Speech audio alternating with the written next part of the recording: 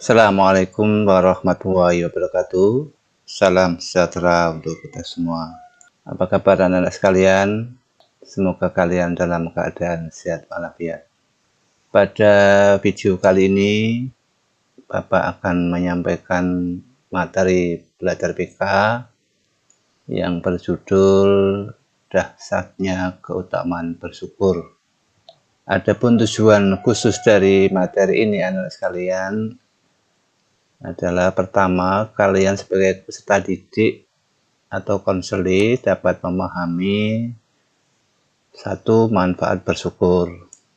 Kedua, kalian dapat memahami akibat dan ancaman jika tidak bersyukur. Yang ketiga, kalian bisa memahami sebab-sebab kurang bersyukur.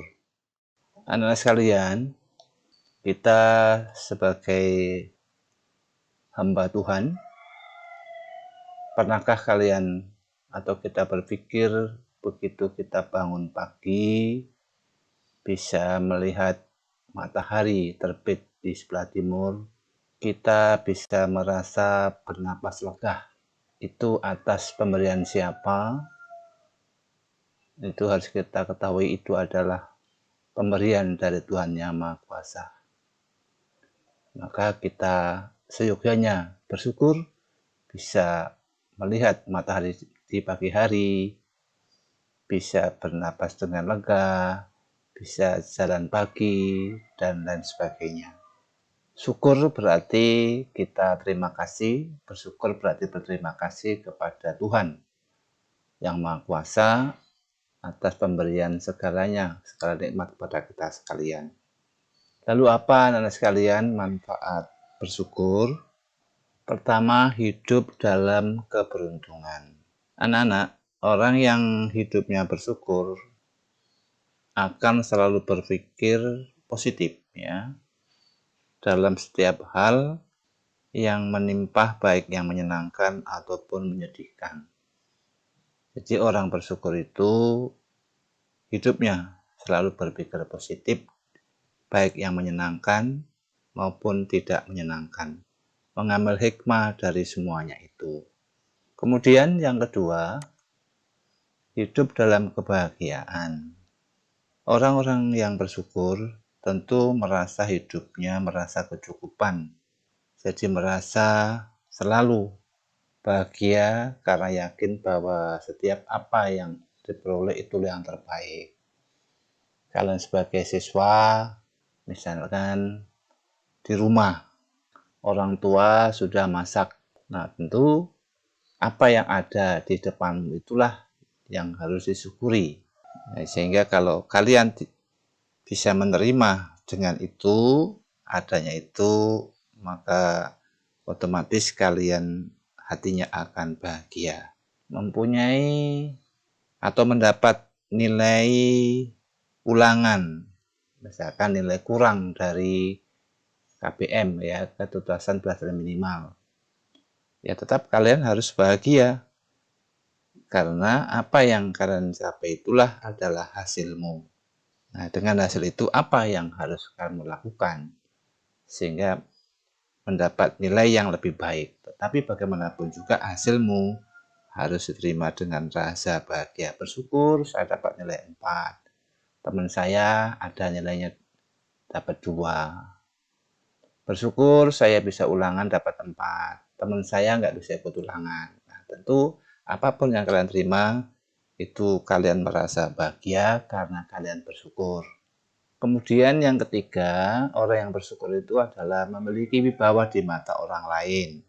Nah, maksudnya bagaimana? Orang yang hidupnya dengan kebaikan, ya, bersyukur, ya, mereka memiliki wajah yang dihormati, disayangi banyak orang, karena wajah mereka dihiasi oleh wajah penuh syukur. Jadi nggak murung gitu ya, nggak nampakkan sedih ya atau merengut ya, bahasa anak mudanya bete gitu atau nyebelin lah bahasanya, bahasa ya, gaulnya ya. Nah, tentu orang yang bersyukur itu selalu wajahnya itu tampak ceria ya, wajahnya wajahnya dihormati dan disayangi orang banyak ya. Jadi, karena apa? Karena wajahnya dihiasi penuh syukur. Kemudian yang keempat, terlihat lebih rupawan. Nah, ini menurut pakar psikologi bahwa orang yang bersyukur itu akan memiliki wajah yang selalu tersenyum. Jadi dalam menjalani hidupnya selalu tersenyum. Keadaan semacam itu tentu akan menambah ya kecantikan atau ketampanan. Nah, jadi kalau orangnya itu ceria, orangnya itu bersyukur, ya, berterima kasih kepada Tuhan, kepada Allah Subhanahu wa taala, bagi yang muslim ya, itu tentu selalu tersenyum dalam menjalani hidup ini. Dalam hidupnya selalu dijalani dengan tersenyum. Dengan tersenyum itu tentu akan menampilkan, ya, menampakkan kecantikan atau ketampanan. Kemudian yang kelima adalah awet muda dan umur panjang. Jadi, orang yang bersyukur itu akan memiliki watak yang sabar. Nah, kalau orang sabar dampaknya apa? Tentu kesehatannya juga akan terjaga dan awet muda karena otot wajahnya beraktivitas tidak terlalu banyak dibandingkan orang yang memiliki watak pemarah. Ya, coba kalian lihat orang yang banyak marah, nggak sabar. Coba kalian lihat wajahnya seperti apa. Seram ya, mungkin kelihatannya jutek gitu. Ya, jadi di sini kalau orang yang bersyukur, insya Allah awet muda dan umurnya panjang. Anak-anak sekalian, lalu akibat dan ancaman jika tidak mau bersyukur. Apa saja itu? Yang pertama, hidupnya menderita. Hidup menjadi selalu sial. Yang ketiga, mudah terserang penyakit. Keempat, di akhirat disiksa oleh Tuhan. Jadi orang yang tidak bersyukur, tidak mau bersyukur, akibatnya hidupnya menderita. Rasanya hidupnya selalu menjadi beban, iri dengan keberuntungan orang lain, dan enggan untuk berusaha lebih baik. Ya, jadi hidupnya bebannya dibuat sendiri. Ada orang-orang sukses bukannya senang, tetapi malah iri. Sudah tahu nilainya jelek, bisanya ngiri, tidak mau berusaha lebih baik. Nah, tadi Bapak sampaikan tadi misalkan dapat nilai kurang dari KPM atau ketuntasan belasan minimal. Ya jangan ngiri dengan temannya yang mendapat nilai 8, 9. Mungkin temanmu itu berusaha keras untuk mendapatkan nilai lebih baik. Nah, jadi kalau orang tidak mau bersyukur, hidupnya menderita. Selalu ada beban, iri dengan keberuntungan orang lain, enggan untuk berusaha lebih baik. Kemudian yang kedua, hidup menjadi selalu sial. Nah, jadi di sini ada penelitian membuktikan orang yang tidak bersyukur selalu memiliki sifat negatif pada diri sendiri, pesimis, dan pada orang lain buruk sangka. Nah, ini akibat orang yang tidak mau bersyukur. Jadi pikirannya negatif, pesimis, masa iya saya bisa nilai saya lebih baik. Saya kan nggak punya buku.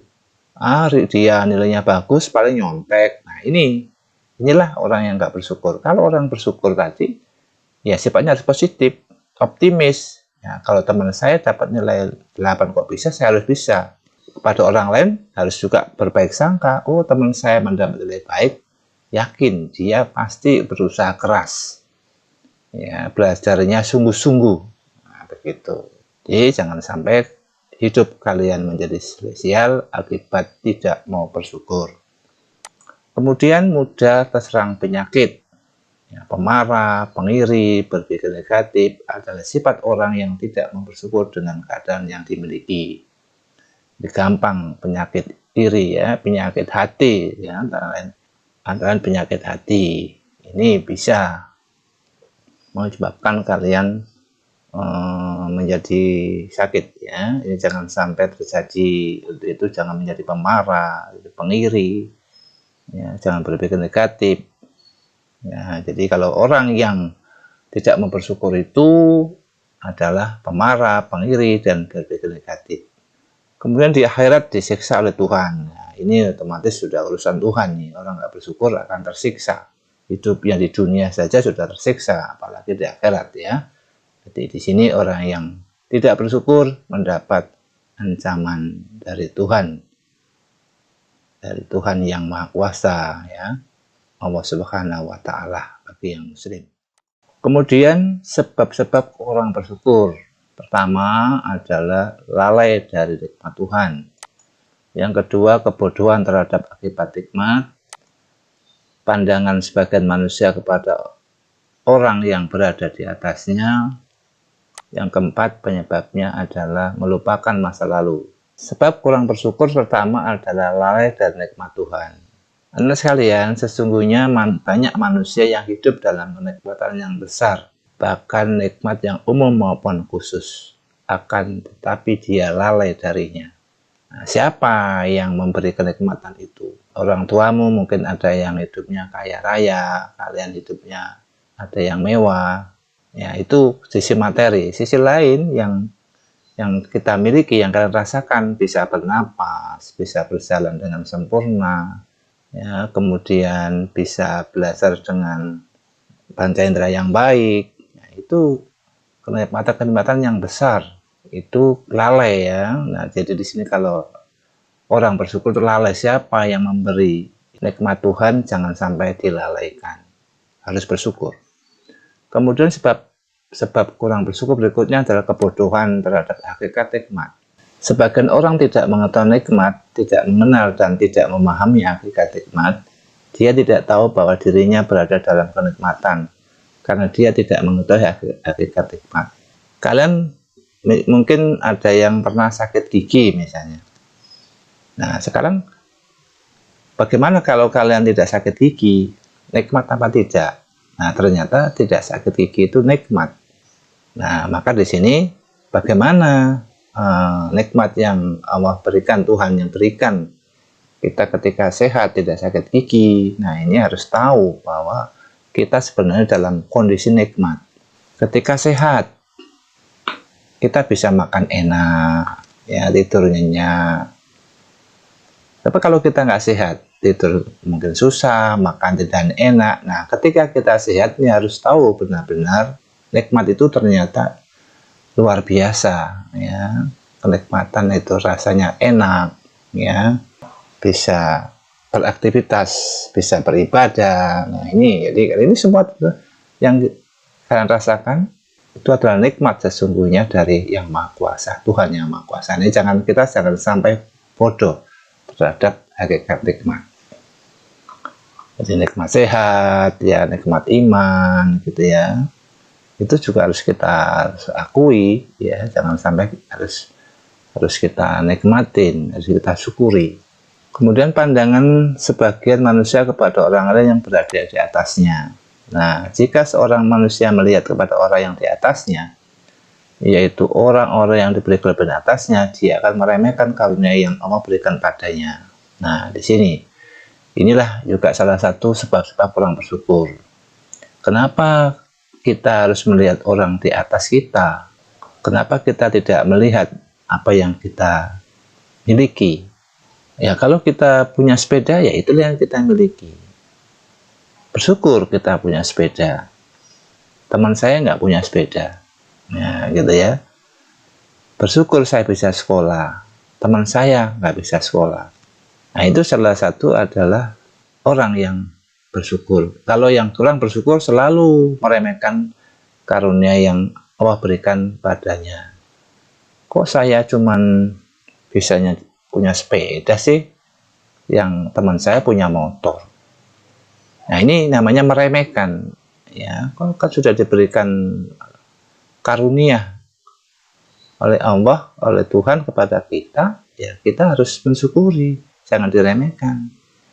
Siapa tahu besok orang tua kita bisa membelikan motor, itu pun belum saatnya, ya. Tentu orang tua kita lebih tahu. Seusia kalian belum saatnya untuk bisa naik motor.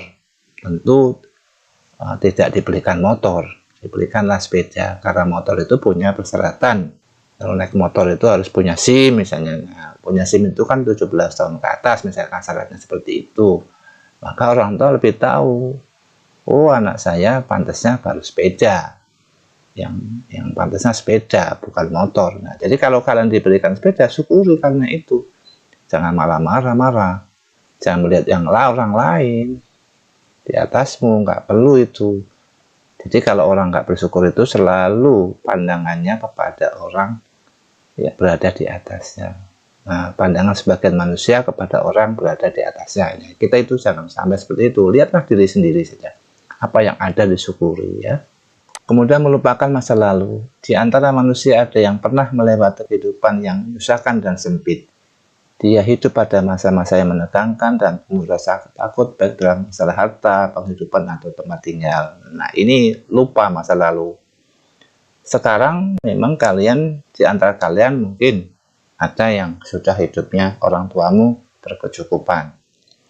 Tetapi sisi lain, dengan kecukupan itu harus melihat masa lalu.